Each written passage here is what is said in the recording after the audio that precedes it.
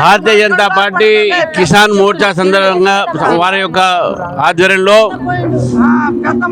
వానబడి రైతులకు నష్టం జరిగినటువంటి ఒక సందర్భంగా ఒక బృందము ఖమ్మం, నల్గొండ, సూర్యాపేట, ఒకటి వరంగల్ అటు సైడు ఈటల రాజేంద్ర గారు, మరి రేపు అరుణ గారు కూడా వస్తారు. వారు కూడా నల్గొండ జిల్లా అట పర్యటిస్తారు. ఈరోజు నేను నల్గొండలో కొన్ని ప్రాంతము, సూర్యాపేట, ఖమ్మం వెళ్తాను. ఇక్కడి నుంచి రైతుల పరిస్థితి చాలా ఘోరంగా ఉన్నది.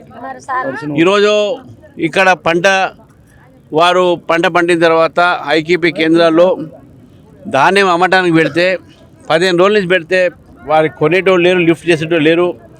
దాంతో వానబడి అవన్నీ కూడా ముక్కి వాసన కొట్టి ఈరోజు రేట్లు కూడా పడిపోయిన సందర్భం చూస్తూ ఉన్నాం.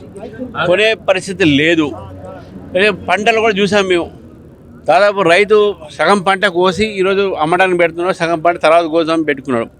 అవన్నీ కూడా నీళ్ళలో మునిగి చాలా నష్టం జరిగింది. మీ ప్రభుత్వంతో డిమాండ్ చేస్తూ ఉన్నాం. మీరు గతంలో ఎలక్షన్స్ చెప్పారు, మీరు 500 రూపాయలు బోనస్ ఇస్తున్నారు, అది ఇవ్వలేదు. అదేవిధంగా మీరు ఇక్కడ రైతులకు ధాన్యం ఏ విధంగా ఉన్నా కూడా కొంటామని చెప్పారు, అది కూడా కొనలేదు. మేము డిమాండ్ చేస్తూ ఉన్నాం, ఏ రూపంలో మాయిశ్చర్ ఉన్నా, మొక్కలు ఉన్నా, ఏది ఉన్నా మీరు ఎంఎస్పి ధరలోనే రైతులు కొంటేనే వాళ్ళకి ఏదైనా న్యాయం జరుగుతుంది. కాబట్టి ఈరోజు ఉన్నటువంటి పరిస్థితిలో రైతుల్ని ప్రభుత్వం ఆదుకోవాలి. పంట నష్టమైంది.